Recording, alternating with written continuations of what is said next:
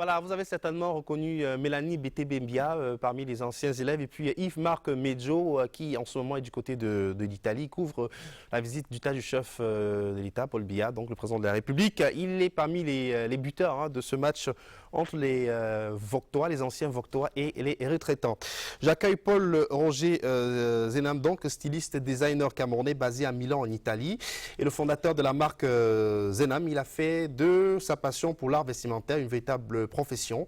Bonjour, bienvenue sur le plateau. Bonjour monsieur. Comment allez-vous? Très bien. Juste en face, Estelle Weng. Estelle Weng, c'est, on va dire, la coqueluche, entre guillemets, de l'orchestre de la CRTV. Mais à côté de l'orchestre de la CRTV, elle mène une carrière en solo. Elle est lauréate du concours Découverte 2016 du Goethe Institute.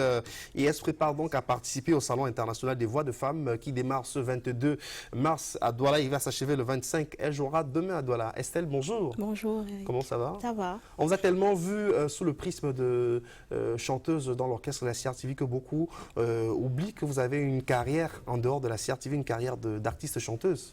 Mais c'est vrai que je suis d'abord une interprète et à côté de cela, je suis auteur-compositeur. Donc vous avez déjà 2 albums. Un maxi, hein? Voilà, et en préparation de l'album qui va bientôt sortir. Donc. Voilà, et ça se passe bien, la musique c'est votre passion, vous êtes né dans une famille d'artistes. Je rappelle, chers téléspectateurs, que Estelle Weng est la petite fille du célèbre homme d'église et homme de culture, le révérend Père Angelbert Weng. Qui n'a pas lu les œuvres du révérend Père Angelbert Weng? Eh ben, c'est sa petite fille qui est avec nous. Est-ce que c'est un peu, je veux dire, est-ce que c'est dur à porter cet héritage-là, d'être la petite fille du révérend Père Angelbert Weng? Non, non, c'est pas dur à porter, tout simplement parce que dans ma famille, il n'y a que des personnes qui ont fait de la culture. Il n'y a pas que le révérend Père Angelbert Weng. Il y a eu le divisionnaire commissaire Wenga Mugumiche qui était aussi un écrivain et on est le professeur René Zomba, qui était un très grand chirurgien, ça veut dire l'art, même dans le domaine médical, je me sens bien et puis j'assume, quoi. Voilà. Alors Paul Roger Zenam, l'actualité en ce moment, c'est la visite du chef de l'État camerounais en Italie. Aujourd'hui, il est prévu qu'il rencontre la communauté camerounaise, mais vous avez choisi d'être au Cameroun, peut-être pour des raisons personnelles. Vous vivez à Milan, en Italie, depuis plusieurs années. Voilà, donc, alors parlez-nous un peu de votre expérience. Vous avez décidé de vous installer à Milan après quelques années passées à Paris. Exactement.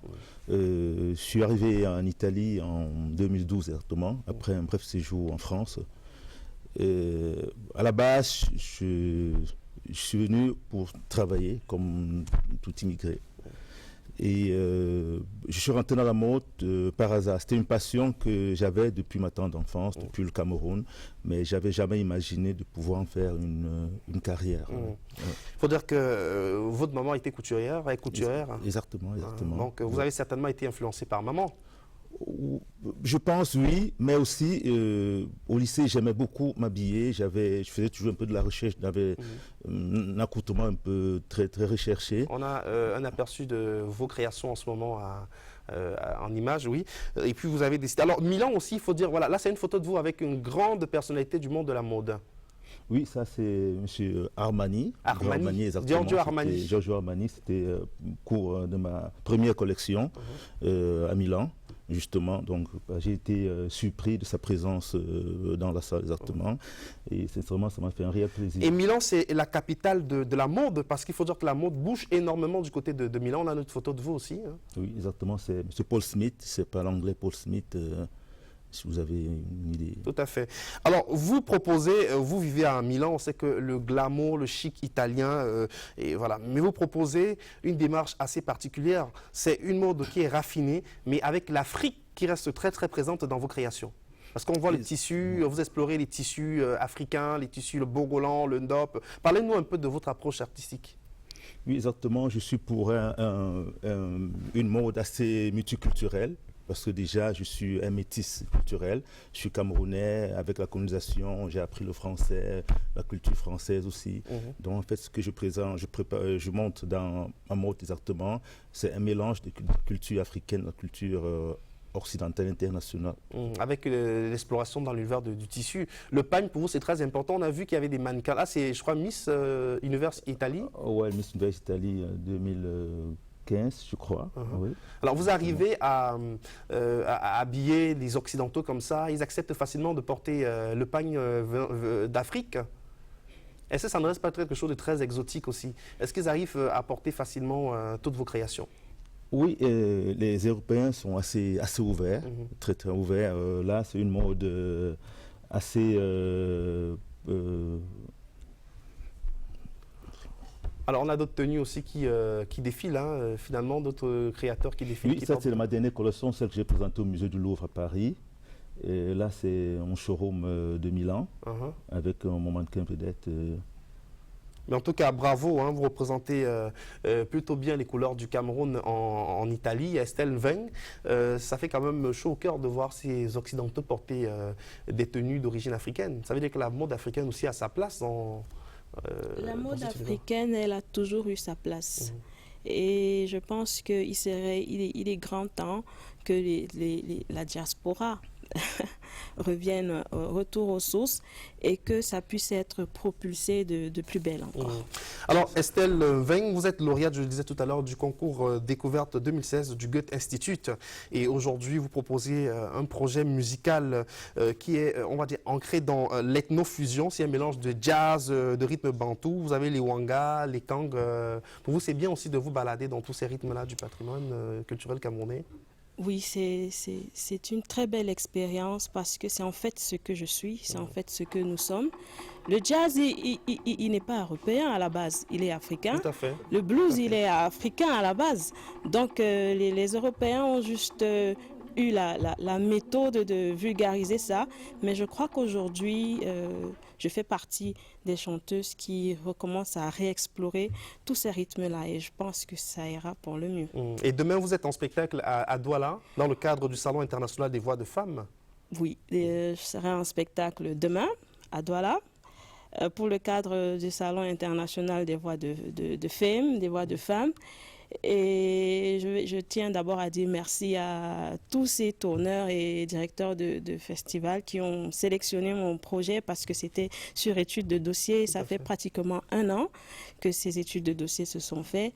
Et je crois que je vais donner le meilleur de moi parce que j'ai besoin de tourner, j'ai besoin de faire connaître ce que j'ai à l'intérieur de moi. Bien que mon ancêtre, il ne sera pas là pour tous ceux qui sont habitués à mon spectacle. Alors, on va regarder un extrait, hein, juste un extrait de Estelle Weng.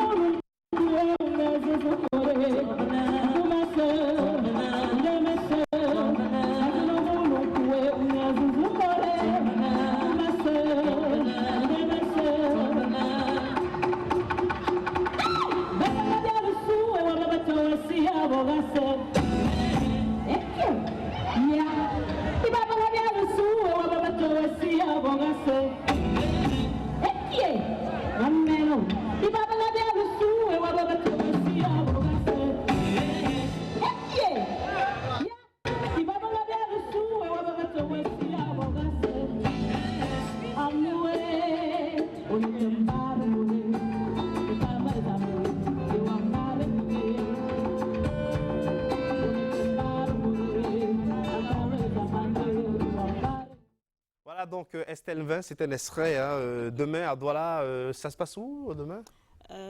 Les données ont changé.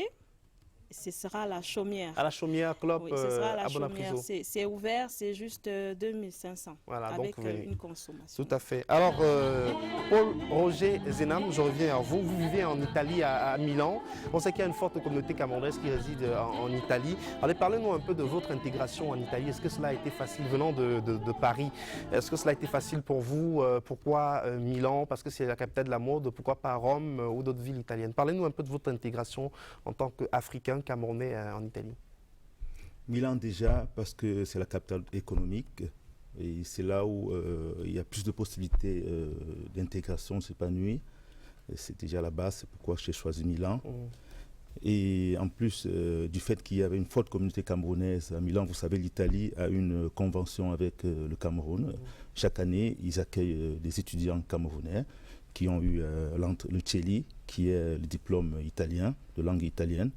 Donc du coup, pour moi, ça a été franchement la région plus En termes d'intégration, c'est beaucoup plus facile. Ouais, exactement. Mais parlez justement de ces Camerounais-là qui résident dans la zone de Milan. Est-ce que vous êtes regroupés en association? Comment ça se passe? On a vu des Camerounais fortement mobilisés pour aller accueillir le couple présidentiel à son arrivée en Italie.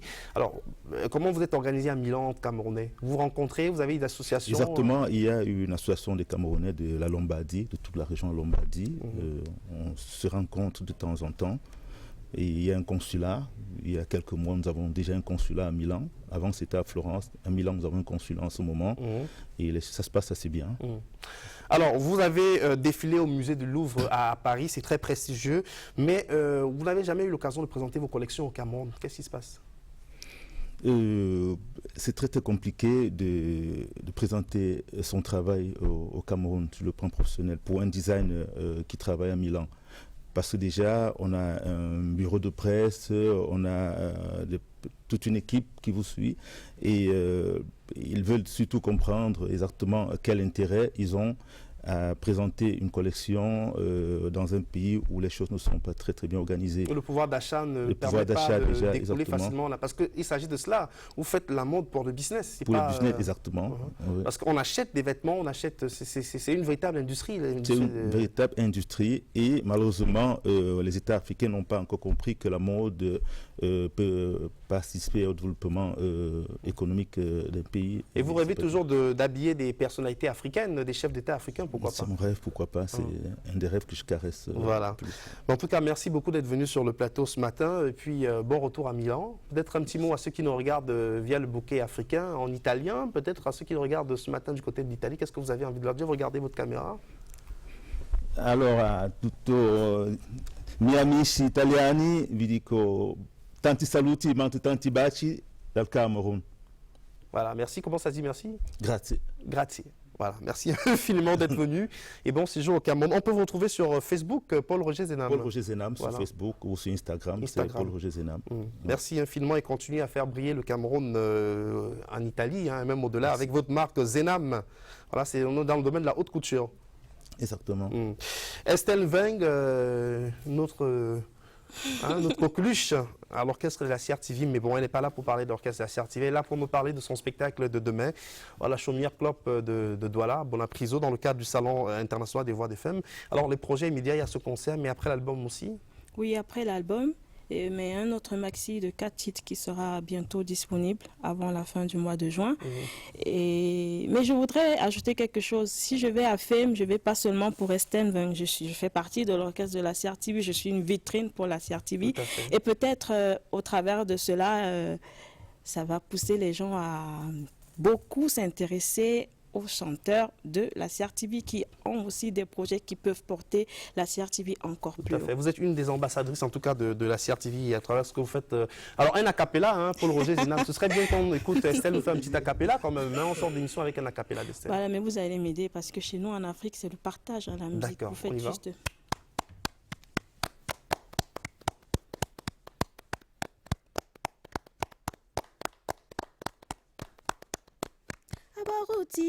Abaruti amwe ukalge abaruti dingu kalge abaro baba ma uchoge abaro baba ke soba huli ngege agege matala sange gege amina basiya wala ne mi baba gama amfanga gay agege manyilu mazue agege ibaba ngabyalo suwe waba batu wasia obogase amwe gege mweza meke agege ngere mutsoge agege mamene mabule. Bravo. Merci infiniment Estelle Weng. Merci à toute la grande équipe conduite par Claire Solange et le directeur. Gros bisous à vous. Bonjour à toute la grande équipe, hein, mes cadreurs de ce matin, Joseph Damaris. Je vous souhaite une très bonne journée. Que Dieu bénisse notre Cameroun, notre cher et beau pays. Bonne journée à vous. Rendez-vous vendredi à 5h58. On sera là. Bonne journée. Restez fidèles au programme de la CRTV, la chaîne au cœur de la nation. Ciao.